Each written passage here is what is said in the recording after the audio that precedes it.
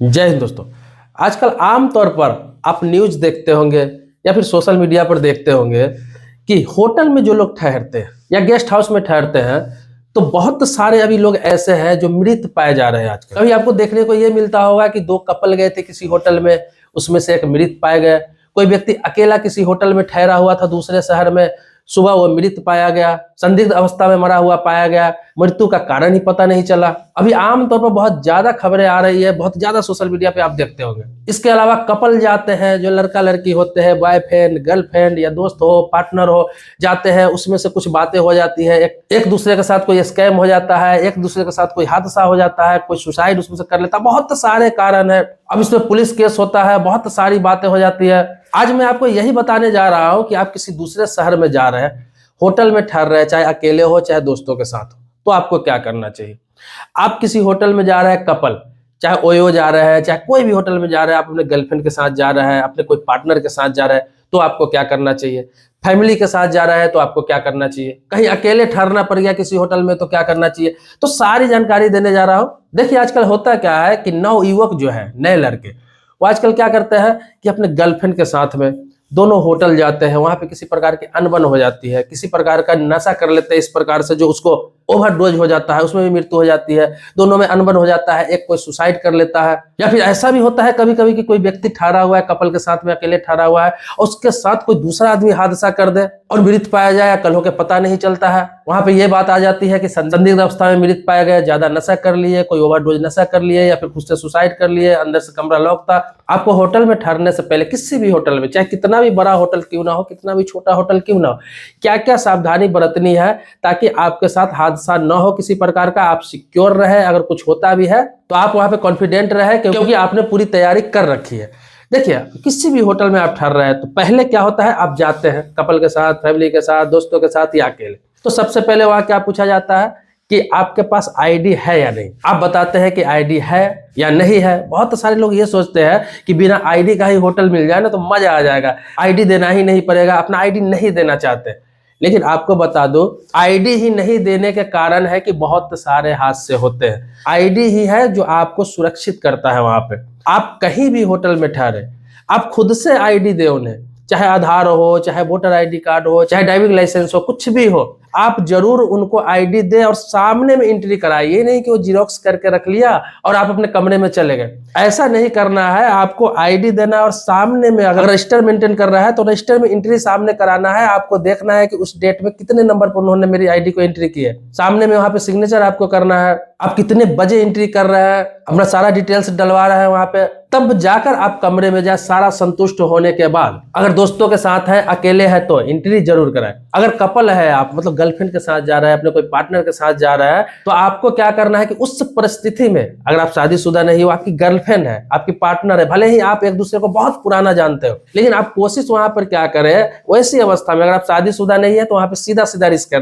भले ही आप बालिग है, लेकिन सीधा सीधा रिस्क ये है कि कुछ भी हो सकता है। वहां पे आप साथ में वक्त बिताने के लिए बालिग है, साथ में संबंध बनाने के लिए बालिग है, कानूनी रूप से बालिग है, लेकिन बाकी जो घटना होता है उसके लिए बालिग नाबालिग नहीं देखा जाता है। तो अपने सिक्योरिटी के लिए आपको क्या करना है कि वहां पे आप जो होटल बुकिंग कर रहा है तो उसमें लड़की का आईडी दे और लड़की के नाम से ही आप कमरा बुक करें। ये इसलिए कह रहा हूं कि बहुत सारे लोग कहते हैं कि बहुत प्यार करते हैं हम एक दूसरे से जानते हैं बहुत दिनों से, हम 10 सालों से जानते हैं, 5 सालों से जानते हैं, लेकिन जब होटल पे छापा कभी पड़ जाता है तो बदनामी के डर से बहुत सारी चीज आप पर आरोप लगाने लग जाती है। दूसरा क्या है, अगर उसका गार्जियन आ जाता है, उसका कोई जानने वाला आ जाता है और वो आप लोगों को पकड़ लेता है प्रशासन के साथ में, तो उसमें क्या होता है, अगर पुलिस केस वाली बात होती है तो हो सकता है बाद में वो लड़की मुकर जाए, अपने माँ बाप के दबाव में आ जाए, परिवार के दबाव में आ जाए और ये कह दे कि मुझे बहला फुसला कर यहाँ लाया गया है। ठीक है, बालिग है, लेकिन बालिग के साथ भी ये जरूरी नहीं कि बालिग के साथ है तो आप उसके साथ जबरदस्ती संबंध बना सकते हैं या फिर उसके मर्जी के बिना कुछ कर सकते हैं। तो बालिग होते हुए भी वो आप पे आरोप लगा, जैसे एग्जांपल के तौर पर आपको बता दे रहा हूं कि कोई लड़का लड़की घर से भाग जाता है, दोनों बालिग होता है, 25 साल का हो, 30 साल का हो, आप देखते होंगे, दोनों भाग जाते हैं घर से। लड़की वाला क्या करता है, लड़का वाला पे किडनैपिंग का केस कर देता है। हालांकि कानूनी रूप से बालिग है, कानून इजाजत दे रहा है कि दोनों स्वेच्छा से शादी कर सकता है, इसमें कोई भी बाधा कोई नहीं डाल सकता है, कानून भी नहीं डाल सकता है, गवर्नमेंट भी नहीं डाल सकता है, प्रशासन नहीं डाल सकता है, वो दोनों अपनी मर्जी से जिंदगी जी सकता है। लेकिन क्या करता है, आमतौर पर लड़की वाला लड़के पर किडनैपिंग का केस डाल देता है, उसके परिवार पर भी किडनैपिंग का केस डाल देता है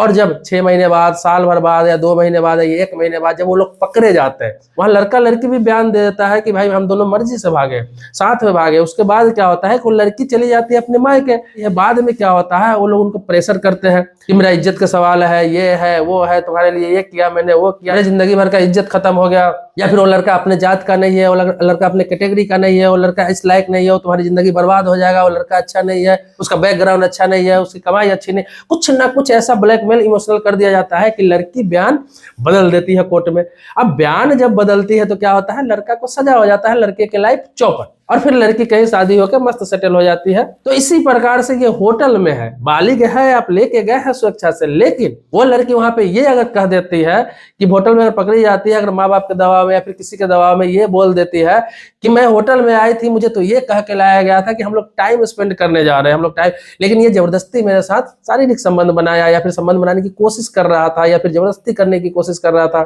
या फिर कहीं और ले जाने का बहाना करके इसने होटल में लेकर आ गया, फिर आपकी जिंदगी चौपट हो जाएगी। तो इसीलिए अगर कपल जा रहा है, लड़का लड़की जा रहा है, कितने दिन से भी जानते हैं, दोनों बालिग है, तो फिर भी आपको क्या करना है कि लड़की के नाम से एंट्री कराना है। ये क्यों कर रहा हो, लड़की के नाम से एंट्री कराना मतलब लड़की के नाम से होटल बुक कराना है, ताकि वहां पे ये रहे कि लड़की ने खुद होटल बुक कराया और लड़के के साथ आई। तो वहां पे अगर आईडी दे रहा है तो फर्स्ट एंट्री आप लड़की का कराए, उसके बाद अपना एंट्री कराए वहां पे, और सारा डिटेल्स दोनों का डाले, दोनों का सिग्नेचर करवाए, दोनों का डिटेल्स डाले। ऐसे क्या है कि अगर कोई आरोप भी लगता है तो बचने का संभावना बहुत ज्यादा होता है। आपको कोई ऐसे ही नहीं फंसा सकता है, क्योंकि उन्होंने डिटेल्स दिया है, उन्होंने बुक किया है, तो कुछ सोच समझ के ही किया होगा। तो यहाँ पे कानूनी रूप से आप बच जाते हैं। अब आते हैं कि लोग जो मृत पाए जाते हैं संदिग्ध अवस्था में होटल में, और पता नहीं चल पाता है कि कैसे मृत पाए, या फिर फांसी लगा लिए तो कैसे फांसी लगा लिए, या फिर 2 लोग गए थे, एक उसकी हत्या करके भाग गया। तो इसमें बहुत सारे पेचीदगी हो जाता है, इस चीज को पता लगाते लगाते सालों लग जाता है और इंसाफ नहीं मिल पाता है। और लोगों में भी ये कंफ्यूजन है कि भाई यहाँ पे कुछ हो जाता है तो हम बच सकते हैं। आपको क्या करना है, अगर दोस्तों के साथ ही जा रहे, कोई भी खास दोस्त है, कुछ भी है, होटल तो नया ही रहता है, दूसरे शहर में जाते हैं आप तो उसके बारे में ज्यादा जानते नहीं रहते, तो आईडी वगैरह तो देना ही है, सारा डिटेल्स वहां डलवाना ही है। आप जब भी काउंटर छोड़े अपने कमरा में जाए तो उस होटल का जो विजिटिंग कार्ड होता है, हर होटल के काउंटर पर होता है, होटल हो, गेस्ट हाउस हो, छोटा होटल हो, बड़ा होटल, उसका जो विजिटिंग कार्ड होता है, मतलब सारे डिटेल्स उसमें रहता है, एड्रेस रहता है, वो एक विजिटिंग कार्ड जरूर आप उठा लें होटल के रजिस्टर में या फिर उसके सिस्टम में सारा दर्ज कराने के बाद। उसके बाद क्या है कि उसका विजिटिंग कार्ड का फोटो खींच के आप अपने कोई जानने वालों को जरूर भेज दें। जैसे आपका कोई दोस्त है आपके गांव में, उनको भेज दें और बता दें कि मैं फलाना होटल में ठहरा हुआ हूँ फलाने के साथ, और जो आपके साथ है उसके सामने बोले, ताकि उनको ये लगे कि अरे इन्होंने तो इन्फॉर्मेशन दे दिया, अब इसके साथ कुछ करेंगे या फिर इनके साथ कुछ होगा तो मैं ही जिम्मेवार माना जाऊंगा, तो आपके साथ कोई गलत नहीं करेगा। ये तो हुआ कोई गलत करेगा तो, लेकिन ऐसे भी आप जहां पे हैं अपना इन्फॉर्मेशन दे दे, विजिटिंग कार्ड का फोटो भेज दे। दूसरा, करेंट लोकेशन, अगर कमरे में जाने के बाद वहां से करेंट लोकेशन, व्हाट्सएप का जमाना है अभी, तो करेंट लोकेशन अपने दोस्त को हो, अपने बहन का हो, अपने मम्मी को हो, अपने पापा को हो, अपने भाई के हो, अपने पत्नी का हो, घर पे जो भी है कोई जानने वाला है, उनको भेज के और बता दे कि मैं यहाँ पे आज होटल में ठहरा हुआ हूँ, जहाँ का करेंट लोकेशन ये भेज दिया हो, इसके अलावा मैंने ये आपको एड्रेस पे भेज दिया है, विजिटिंग कार्ड वगैरह आप देख लेना यहीं पे हो।